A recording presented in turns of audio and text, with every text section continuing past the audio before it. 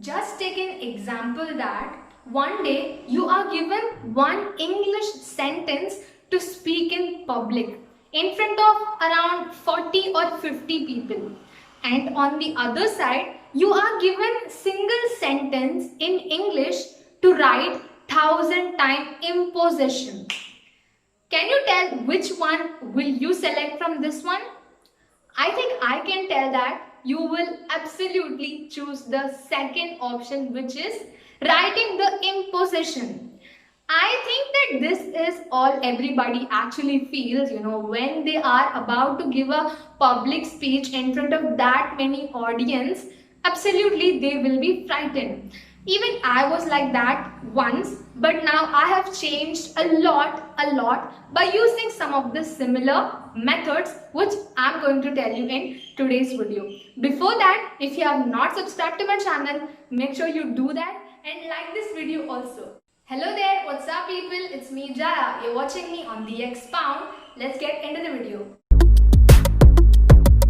So I am bored of giving some of the tips to you about public speaking. So now I just want to avoid that and I want to share with you about my story in the field of public speaking so far. So if you're interested in that, please do watch this video till the end. So my journey in the field of public speaking started when I was in 7th standard.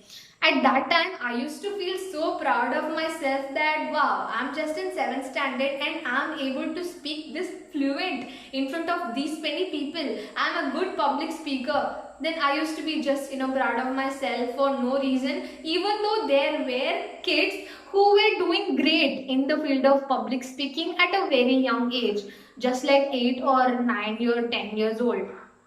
So after 7th standard, I slowly started enrolling myself in small competitions, just like speech competition, debate competition. So this is the big mistake which I do every time whenever I join these kind of competition.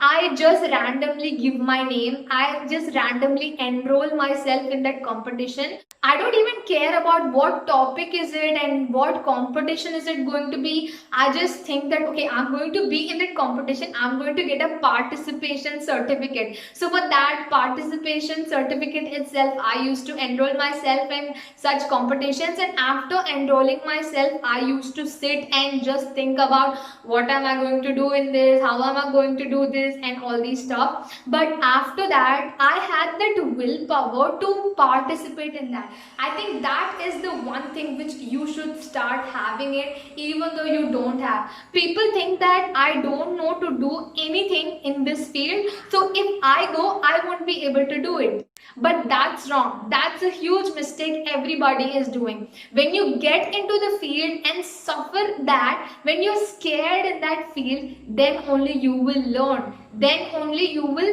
take action at that time. So even I had this thing in my mind that I don't care how am I going to perform, but one thing is sure that I'm going to participate in that.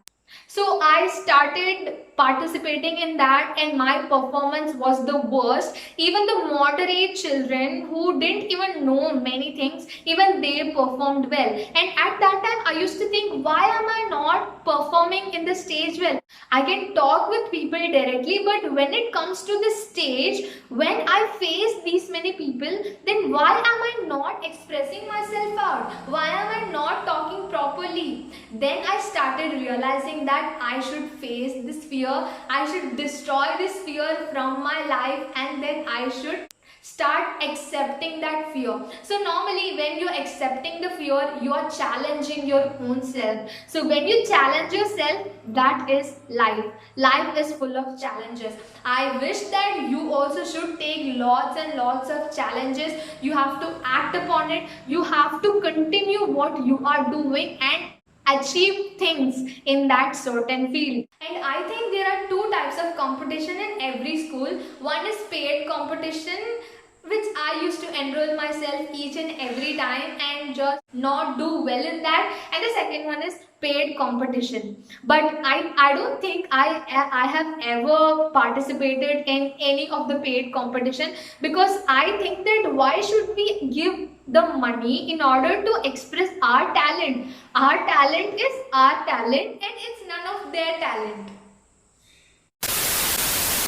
So it's not that every time you want to learn something, you have to give money. I have already said that the best investment which you can make is for learning. I don't think it's something wrong when you invest money to someone who is teaching you. But at the same time, there are a few parts in your life which you don't have to give or spend money in that.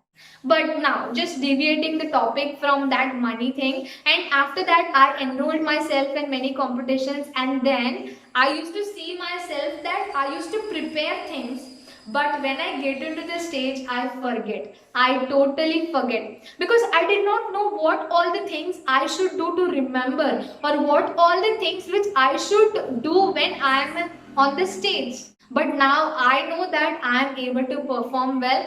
So this is the reason why I am actually suggesting you to watch my videos where I have been talking about some of the best tips to improve your public speaking, how to get more confident when you are public speaking. So finally, as a summary, I would like to tell you that whatever chance you are getting in your life, please utilize it. It's not that every time you have to pay for it, pay for expressing your talent. So at that specific time, whatever you feel, you have to do that. Never think that what other people are going to think about you, because when you actually think that, you will automatically go down in your life. You will automatically destroy yourself from which you are struggling for a long time. So whenever you get a free chance, please make sure that you utilize it in a good way, that it will benefit you one or the other point in your life, because I have also experienced it in my life, and that is the reason why I am suggesting you also. Thank you so much for watching. You have come this far. Thank you so much.